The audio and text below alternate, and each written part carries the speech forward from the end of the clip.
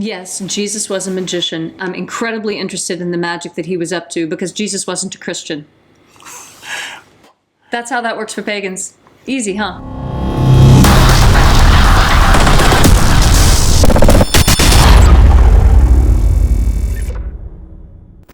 We had a couple of questions. First we had, was Jesus a magician? And then something if we would share the more about what we're doing in the morning. Yes, in my opinion, Jesus was a magician. In fact, Leslie and I have been doing a lot of research about this thing lately because of the anthropological, archeological, magical experiment we're involved in. Now, this is something that I specialized in graduate school, experimental archaeology. You would be surprised the amount of straight up bullshit you discover when you start using this method. Right, when you start actually experimenting with things and seeing how they work. And this stuff we're working with now is no joke. No, it's amazing. Yeah, it is. It's really good. It is. Okay, so I'm going to let you know a little bit more about what's going on. It's time. You know, we wanted to work for this for a while on our own and see what kind of results we're getting and things. Right. All right, this is the deal.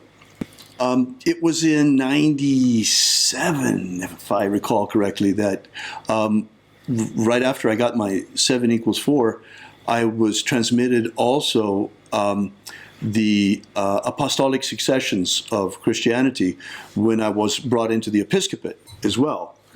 And, you know, I'm going to try and make this a real short story. This was transmitted to me by our Frater Jean-Pascal Roudiou. He's a very interesting guy and has a lot of esoteric transmissions. And he was the one who transmitted to me the episcopate. And that he received it from Dr. Robert Word, who is also a very good friend of ours, who is the leader of the August Order of the Mystic Rose, which is another Golden Dawn order affiliated with ours. Dr. Word is a very interesting guy.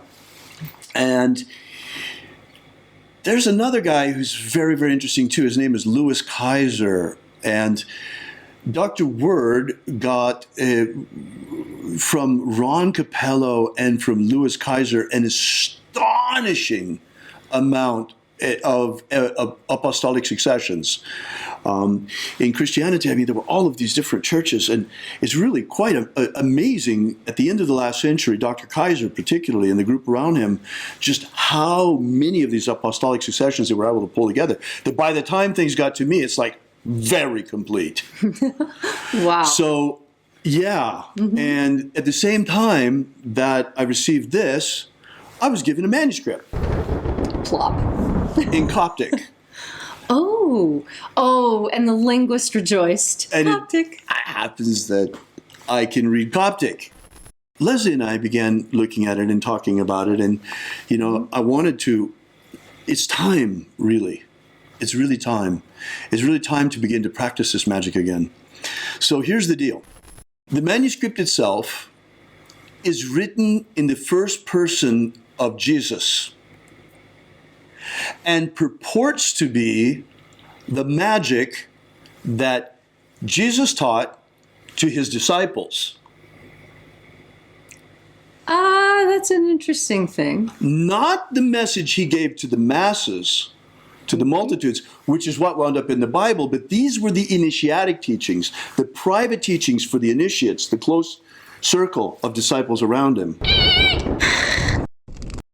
Another thing is that according to the final section of this manuscript, that he had not only the 12 apostles, the 12 disciples, the 12 men around him, but he also had female disciples, according to what the manuscript says. Yes. And they were at an equal status with the men, although they were learning different mysteries. I actually have been working with some of these things from this manuscript for a number of years, and on and off, and looked at them and tried them out. But in terms of teaching or anything like that, or doing something with this, I hadn't really done it. But we've now begun, and it's really important. I think it's very important work that we're doing, and part of this system. and it's a huge magical system. It's a bit of a challenge bringing this system back to life, but that's what we're actually doing. We are, as magical scientists, Yes. as magical scientists, we are conducting a grand magical experiment in bringing this fascinating magical system from ancient times, that is certain, back to life. Now, was it really the magic of Jesus Christ? Who knows? But that's what the manuscript purports. We are involved now in a grand experiment with this lost magic of Jesus Christ in attempting to bring it back to life and see what happens. And one of the most interesting, fascinating parts of the system is a system of spiritual ascension, which actually appears to me to be a system of interdimensional psychic travel. Sort of like what we do with spirit vision in the Golden Dawn, with different frequencies of reality. It's a system of ascension into the universe inside of light. The anthropologist steps in to say, this is very similar to what the Hopi are doing in their kivas. In the kiva, when you climb the ladder, you are literally climbing a ladder into heaven to commingle with the stars. And you are rising up in consciousness through different layers. Right. And they talk about the different skins that you must travel through. So yeah, it's similar. But what is interesting is that we have a system that's for luminous, energetic development. That much is obvious. And so we're putting it together with Golden Dawn magic in the morning, starting with the banishing, and then I'm doing an opening of the treasury of light, which comes directly from this manuscript. And it's just a tiny piece of it. And so far, we are getting astonishing results. Both Leslie and I are noticing a boost in our energy. Yes. And not only that, but people are giving us feedback just from coming to the ritual and being a part of it online while we're live streaming. They're getting a lot out of it. And even people that are coming later and watching it later on either on Twitter or on YouTube later in the day, at whatever moment is convenient for you, are getting something out of it. Yes. The question about, you're in Thailand, what about, can you do, it's in the middle of the night. Well, okay, it's in the middle of the night. Just watch it then. Watch it online. Doesn't matter if it's sunrise or not, because you're connected with us and connected with us at sunrise point. Yes. Where we're doing the ritual. Just if you can attend live, do so. If not, just watch it later.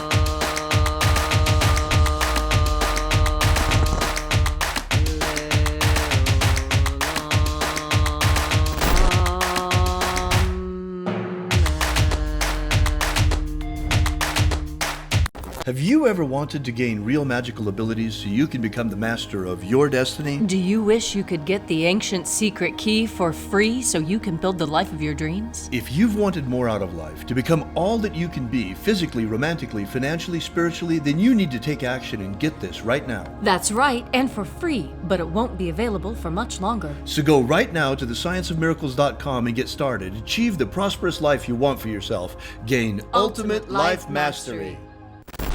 Are you familiar with the Rosicrucian with what's his name?